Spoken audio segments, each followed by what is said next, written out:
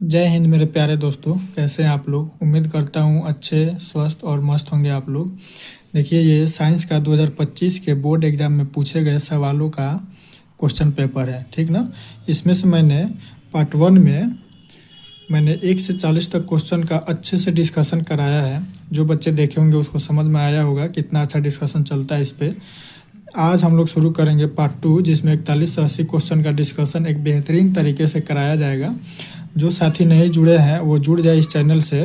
उम्मीद है अगर 1 से 80 तक पूरा 1 से 80 तक क्वेश्चन का डिस्कशन आप देख लेते हैं तो मैं गारंटी देता हूं कि बिहार बोर्ड 2026 के एग्ज़ाम में ना 1 से 80 में आप 40 क्वेश्चन बिल्कुल सही करके आएंगे साइंस में। ठीक, ये साइंस का ही पेपर है।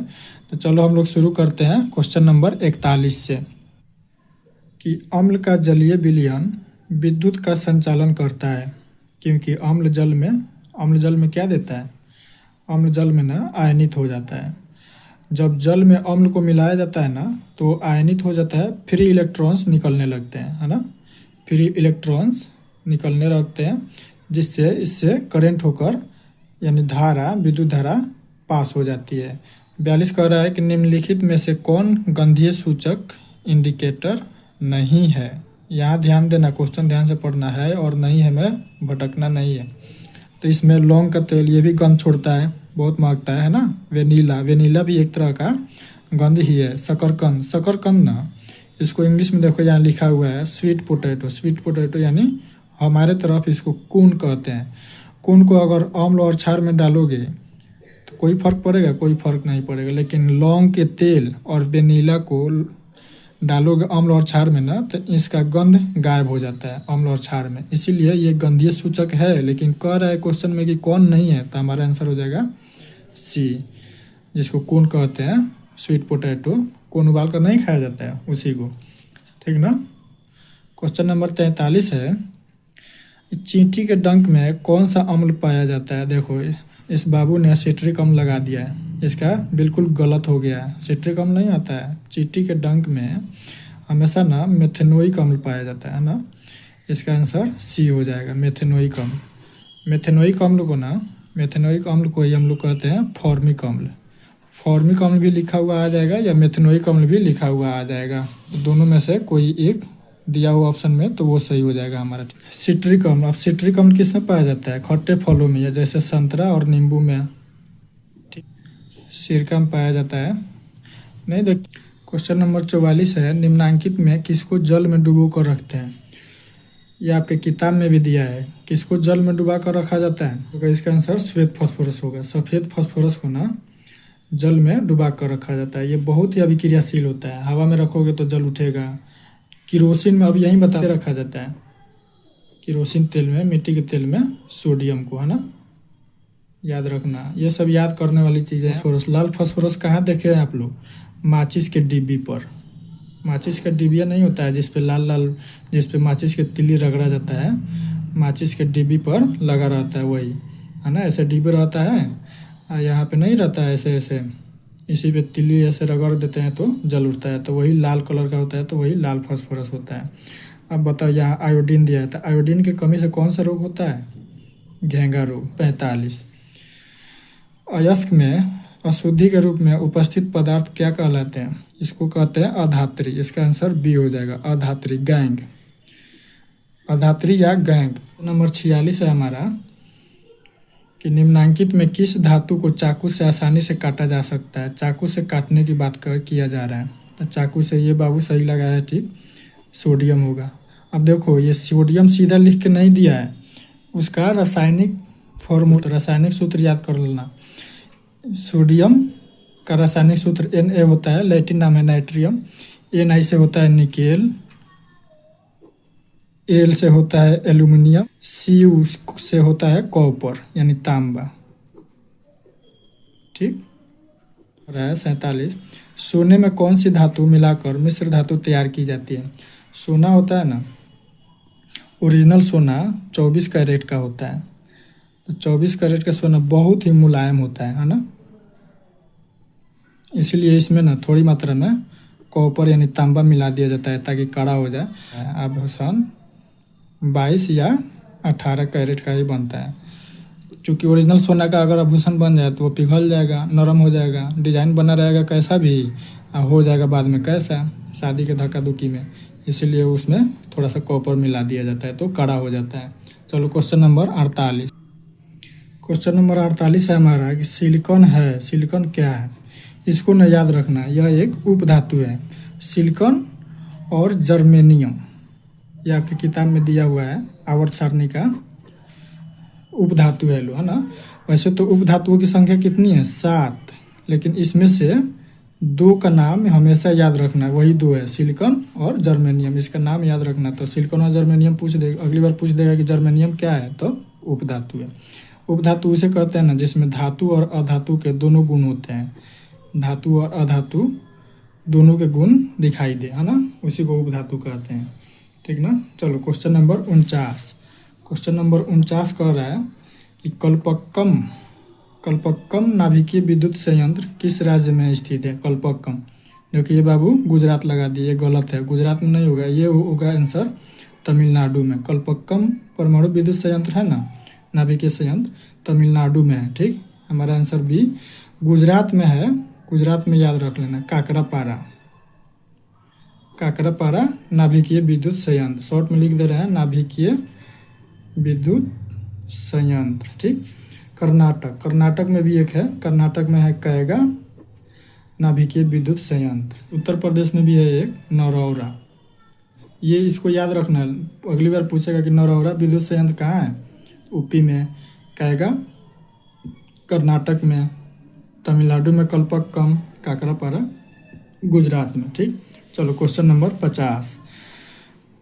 घरेलू गैस एलपीजी का प्रमुख अवयव क्या है, जिस पे खाना बनाया जाता है। हमारे घर में एलपीजी गैस सिलेंडर नहीं आता है उसी में, तो उसका प्रमुख घटक क्या है, तो उसमें ना ब्यूटेन गैस भरा रहता है, ब्यूटेन, इसका आंसर सी हो जाएगा। क्वेश्चन नंबर 51 है, ऊर्जा के 2 अनवीकरणीय स्रोत, एक होता है नवीकरणीय, ये अनवीकरणीय पूछ रहा है। अनवीकरणीय का मतलब ना जो खत्म हो जाए, ठीक, खत्म हो जाए। अनवीकरणीय मतलब जो कभी ख़त्म ना हो, तो ख़त्म इसमें कौन होने वाला है, कोयला और पेट्रोलियम, सही, इसने भी सही टिक लगाया, इसका आंसर बी हो जाएगा, कोयला और पेट्रोलियम भविष्य में ख़त्म हो जाएंगे, ठीक ना।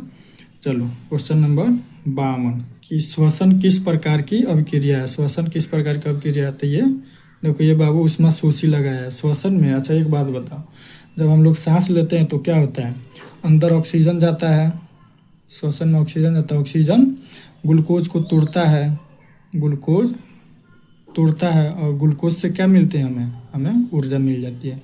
तो जब भी कोई ऊर्जा निकलेगा ना, तो इसमें ऊष्मा निकलेगा ही निकलेगा, कहीं भी कोई भी ऊर्जा निकले तो उसमें ऊष्मा, हीट यानी निकलेगा। और जब ऑक्सीजन अंदर जाएगा तो ऑक्सीजन का जुड़ना किसी भी चीज़ में उपचयन कहलाता है। देखो ना, इंग्लिश में ऑक्सीडेशन लिखा है, इंग्लिश में यहाँ ऑक्सीडेशन, डी नंबर ऑप्शन, तो इसका ऑप्शन हो जाएगा डी, उपचयन। अपचयन होता है जिसमें ऑक्सीजन हटता हो, ठीक ना, इसमें ऑक्सीजन हटता है, और उपचयन में ऑक्सीजन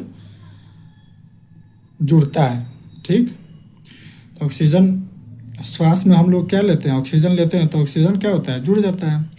संयोजन अपक्रिया में 2 अभिकारक है तो एक उत्पाद बनाएंगे। और ऊष्मा शोषी का मतलब जिसमें ऊष्मा सोखा जाए, ऊष्मा कोई अभिक्रिया सोख ले तो उसमें ऊष्मा शोषी कहते हैं। चलो क्वेश्चन नंबर 53। क्वेश्चन नंबर 53 है, इलेक्ट्रॉन के स्थानांतरण से बने यौगिक क्या कहलाते हैं। इलेक्ट्रॉन्स के स्थानांतरण से बनने यौगिक क्या कहलाते हैं, तो इसका आंसर हो जाएगा वैद्युत संयोजी, है ना। वैद्युत संयोजी को ना एक और नाम से जानते हैं, अन्य नाम से आयनिक यौगिक, इसी को याद कर लेना, आयनिक यौगिक भी इसी को कहते हैं, ठीक ना। तो हमारा आंसर हो जाएगा सी, वैद्युत संयोजी। क्वेश्चन नंबर 54 कह रहा है कि निम्नलिखित अभिक्रियाओं में से कौन अपघटन की अभिक्रिया का एक उदाहरण है। अपघटन अभिक्रिया का एक उदाहरण है, अपघटन का मतलब होता है ना टूटना, याद रखना, टूटना, जो टूट कर बिखर जाए, अलग अलग हो जाए, है ना, अलग हो जाए।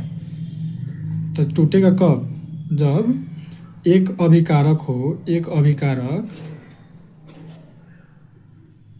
2 उत्पाद में टूट जाए, उत्पाद में टूट जाए।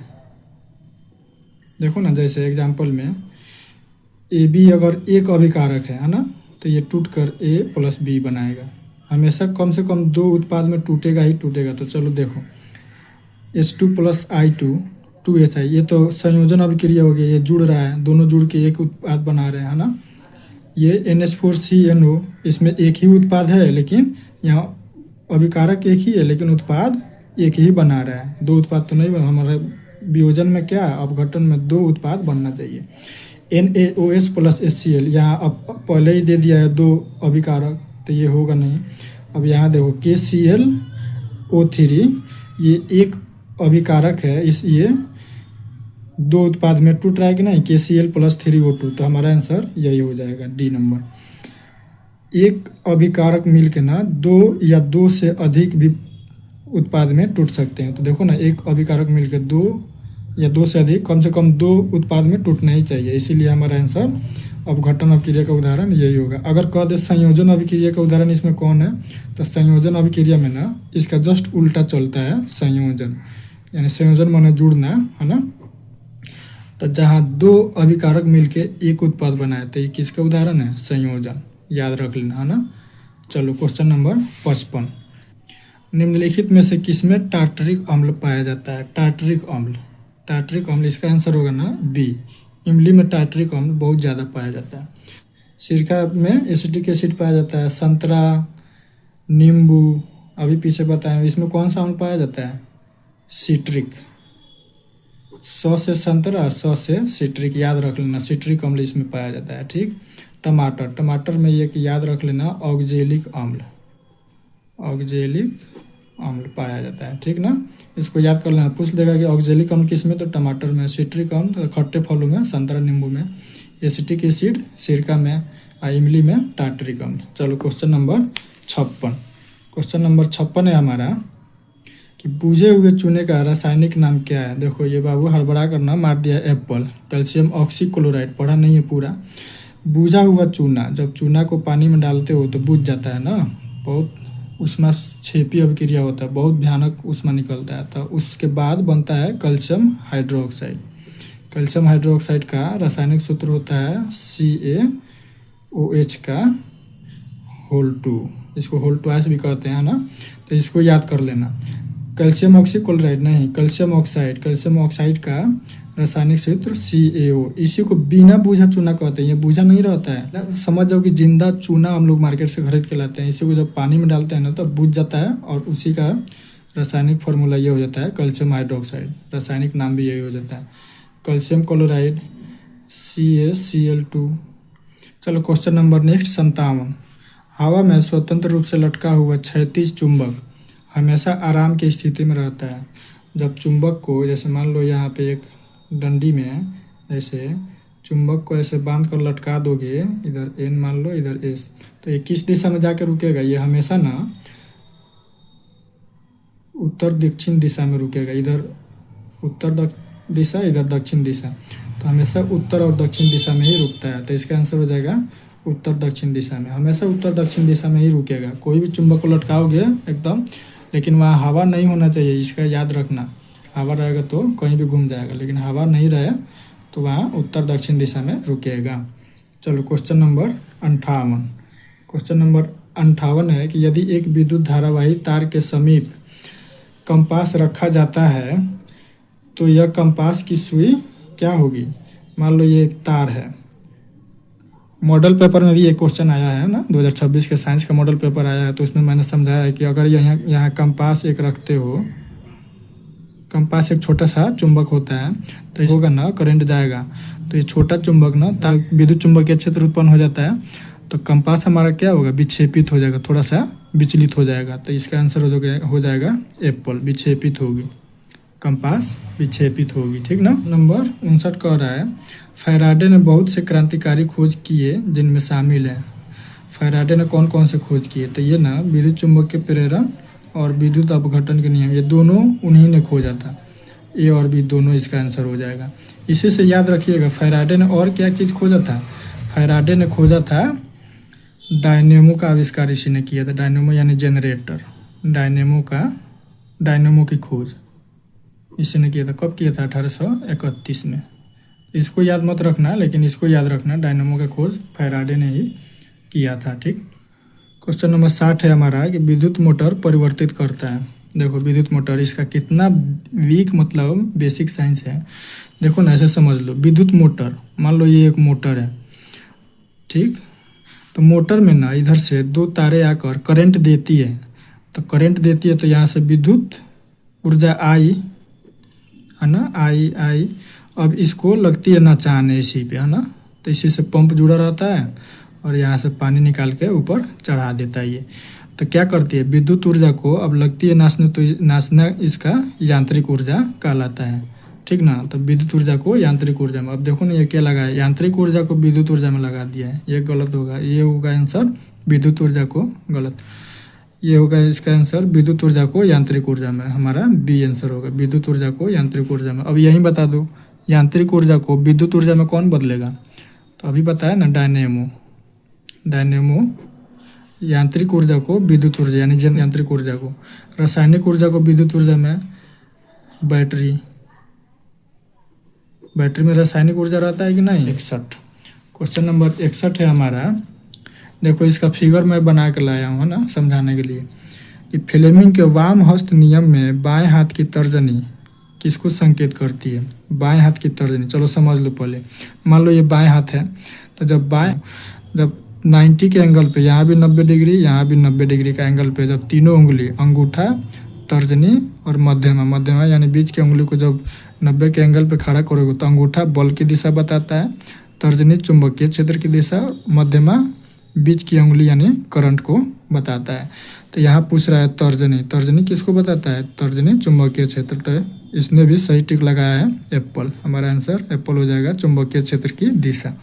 चलो क्वेश्चन नंबर 62, क्वेश्चन नंबर 62 है कि किसी चालक तार से विद्युत धारा प्रवाहित करने पर तार के ऊपर तथा नीचे किस प्रकार के चुंबकीय क्षेत्र पैदा होते हैं। तो तार में जब करंट पैदा होता है, मान लो तार ये है, इधर से इधर करंट जा रहा है नीचे से ऊपर, इसके चारों तरफ ना चुंबकीय क्षेत्र ऐसे फैल जाता है ना। तो चारों तरफ जब चुंबकीय क्षेत्र फैलेगा ना, तो दोनों, मान लो इधर से एक बार इधर से चली, तो एक बार यहाँ से इधर चल गई, दोनों एक दूसरे के विपरीत चल रही है कि नहीं, तो इसीलिए इसमें आंसर होगा विपरीत प्रकार की। ठीक ना। आशा करता हूँ आपको समझ में आया होगा, आपकी किताब का ही एक सवाल है ना। चलो क्वेश्चन नंबर 63, क्वेश्चन नंबर 63 है कि जल विद्युत ऊर्जा किस प्रकार का ऊर्जा स्रोत है, जल विद्युत ऊर्जा। तो अब बताओ ना, अभी बताया ना, नवीकरणीय और अनवीकरणीय। जल विद्युत ऊर्जा, जल का कितना भी यूज करोगे तो वो खत्म होने वाला है, कभी नहीं, तो इसीलिए इसका आंसर हो जाएगा नवीकरणीय, यानी हमेशा नया बन के मिलता रहेगा।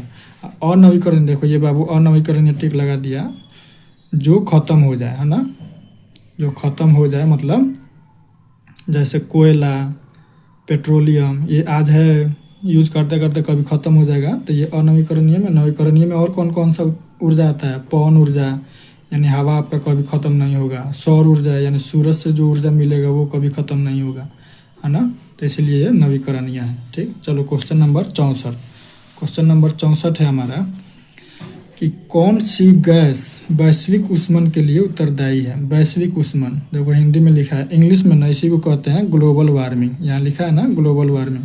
तो ग्लोबल वार्मिंग में ना सबसे अधिक कार्बन डाइऑक्साइड का भागीदारी होता है। गाड़ियाँ चल रही है आजकल, बहुत ज़्यादा फैक्ट्रियाँ लग रही हैं, तो इससे जब धुआँ निकलती है ना, तो CO2 का उत्पादन सबसे अधिक होता है। इसीलिए वैश्विक ऊष्मन यानी बहुत ज़्यादा गर्मी बढ़ रही है, इसीलिए इसमें सबसे ज़्यादा भागीदारी कार्बन डाइऑक्साइड का होगा, हमारा आंसर बी। चलो क्वेश्चन नंबर 65, क्वेश्चन नंबर 65 है हमारा कि ब्यूटेन के कितने समावयवी संभव हैं।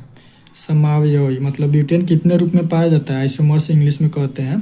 तो ब्यूटेन ना हमेशा 2 रूप में पाया जाता है, इसका आंसर ये हो जाएगा 2। कौन कौन, पहला पाया जाता है, एक पाया जाता है आइसोब्यूटेन, एक पाया जाता है नॉर्मल ब्यूटेन, है ना। तो यही 2 समावयवी में पाया जाता है, और इसी को कहाँ भर दिया जाता है, LPG सिलेंडर में, है ना, LPG गैस के रूप में भरा रहता है।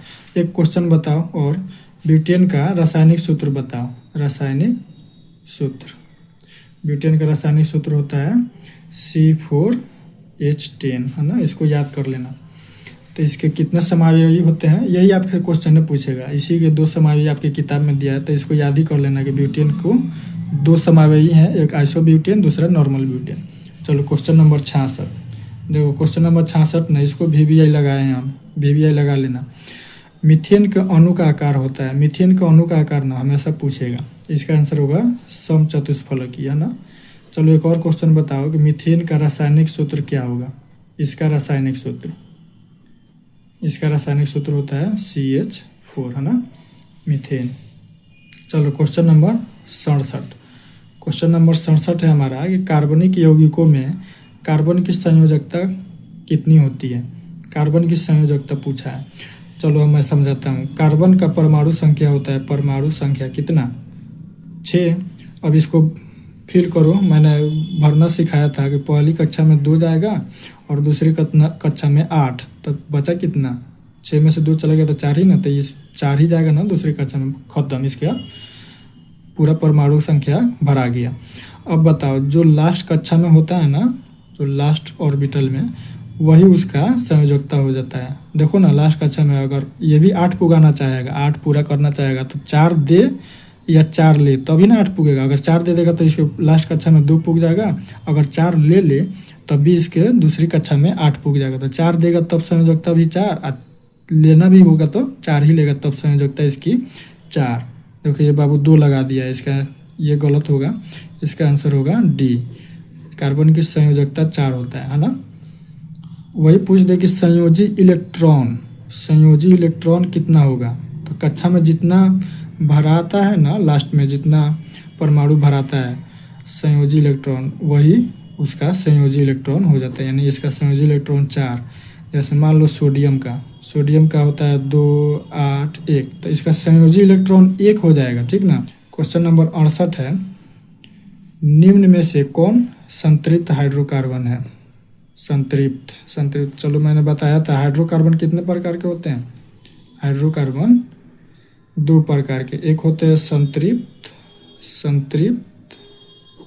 और एक असंतृप्त, सेचुरेटेड, अनसेचुरेटेड। संतृप्त में ना एल्केन केवल एक ही आता है, एल्केन, ठीक, और असंतृप्त में एल्कीन प्लस एल्काइन दोनों आते हैं, ठीक ना। तो एल्केन और इसमें एल्कीन एल्काइन दोनों आते हैं। तो ये पूछ रहा है संतृप्त हाइड्रोकार्बन कौन है, तो एल्केन, हमारा आंसर हो जाएगा एप्पल, एल्केन। अब इसका रासायनिक सूत्र बता दूं तो CnH2n+2। एल्कीन का रासायनिक सूत्र होता है CnH2n, बस।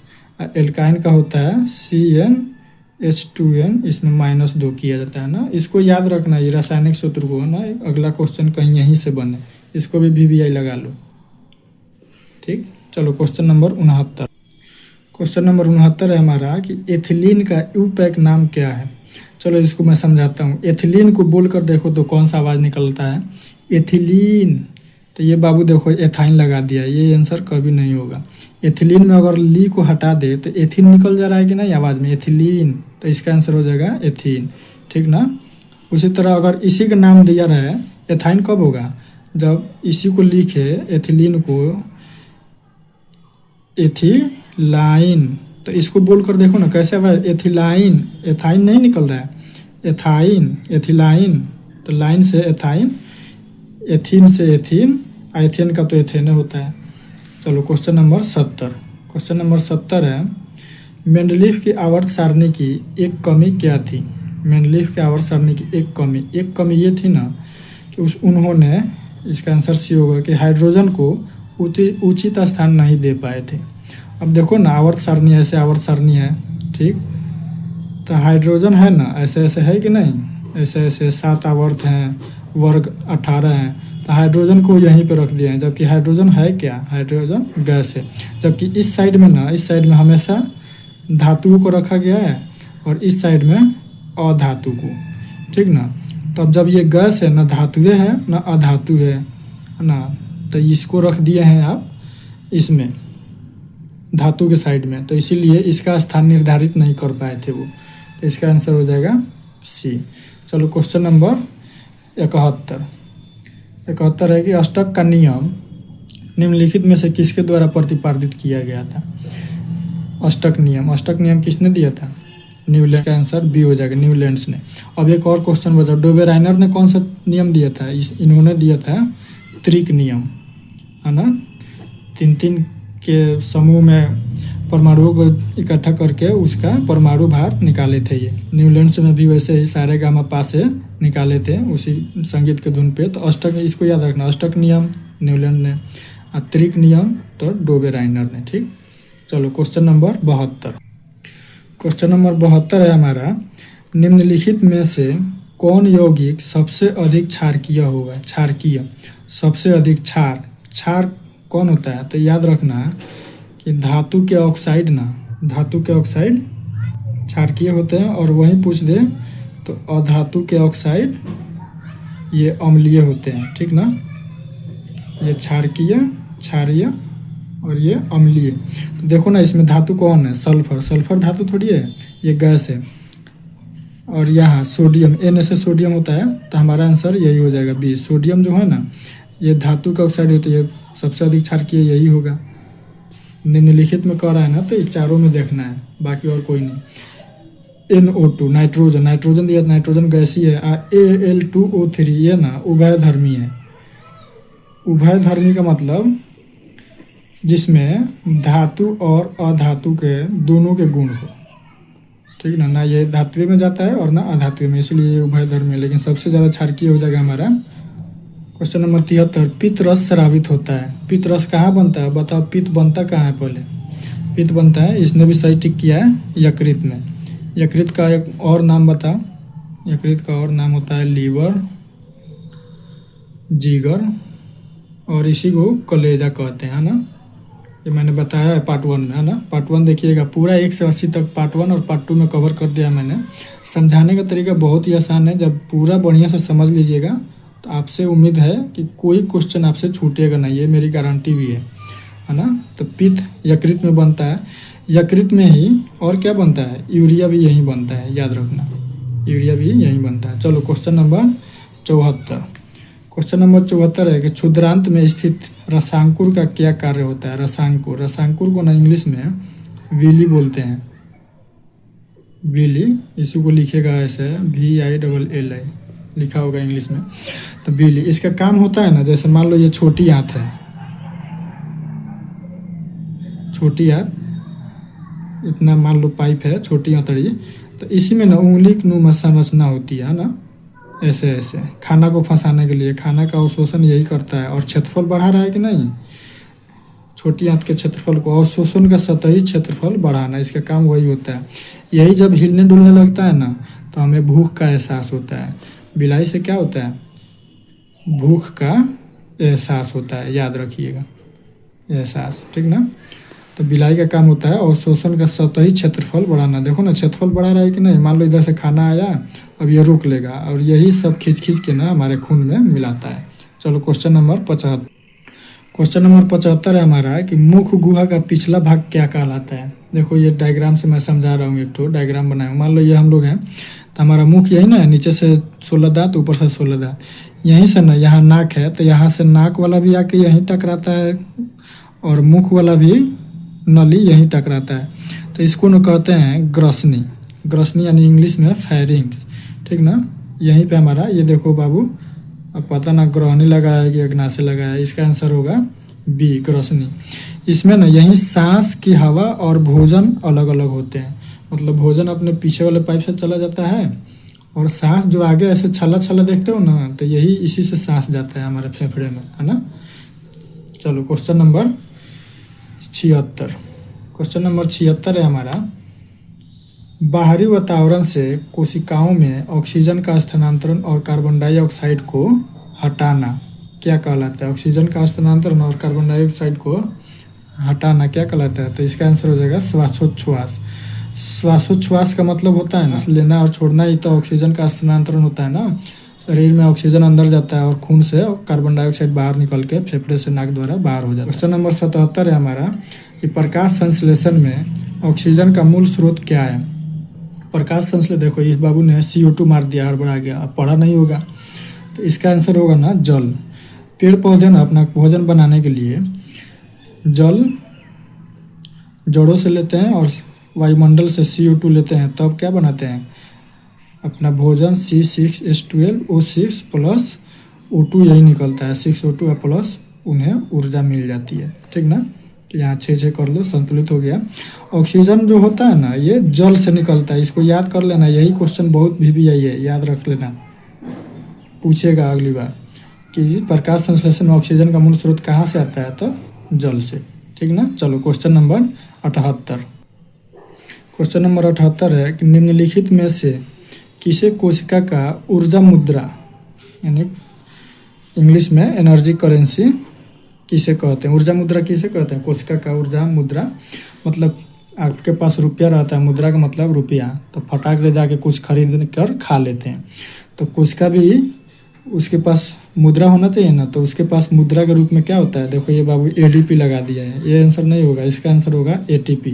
हमारे शरीर में ऊर्जा बनता है किस रूप में, ATP के रूप में ऊर्जा बनता है, तो इसी को क्या कहते हैं, ऊर्जा मुद्रा। किसका, कोशिका का ऊर्जा मुद्रा ATP को कहते हैं। क्वेश्चन नंबर 79 है कि पादप में जाइलम उत्तरदायी है।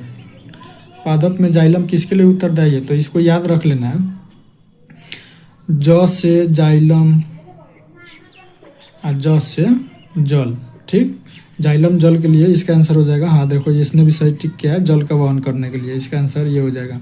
और एक होता है फ्लोएम, फ्लोएम तो फ से फ्लोएम, ये होता है ज से जाइलम तो ज से जल, और फ से फ्लोएम तो फ से इंग्लिश में याद रखना फूड। फूड को इंग्लिश में क्या कहते हैं, भोजन।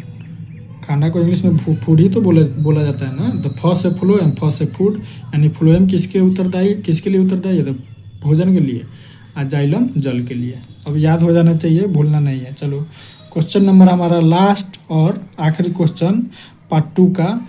इसका पार्ट 1 पार्ट 2 पूरा मिलाकर जब आप देखिएगा तो बहुत ही अच्छा से समझ में आएगा। चलो करते हैं इसको। प्लाज्मा के अलावा रक्त में निम्नलिखित में क्या पाया जाता है। हमारे ब्लड में ना 2 चीज़ें पाई जाती है, एक प्लाज्मा और एक पाया जाता है ना जिसको ब्लड प्लेटलेट्स कहते हैं ना। इसी में पाया जाता है RBC, WBC और प्लेटलेट्स। तो प्लाज्मा के अलावा और क्या क्या पाया जाता है, ये तीनों। तो इसमें WBC यानी श्वेत रक्त कोशिका, RBC यानी लाल रक्त कोशिका और रक्त पट्टिकाणु यानी प्लेटलेट्स, इसी को कहते हैं। देखो ना यहाँ इंग्लिश में लिखा हुआ है प्लेटलेट्स। तो ये तीनों पाया जाता है, इसीलिए हमारा आंसर D। और यही होता है हमारा सेशन ख़त्म। उम्मीद करता हूँ आप लोगों को बहुत अच्छे से समझ में आया है। तो इस चैनल को सब्सक्राइब करके दोस्तों में शेयर कर दीजिए और प्यारा सा वीडियो पे लाइक दे दीजिए। मिलते हैं नेक्स्ट वीडियो में, तब तक के लिए जय हिंद।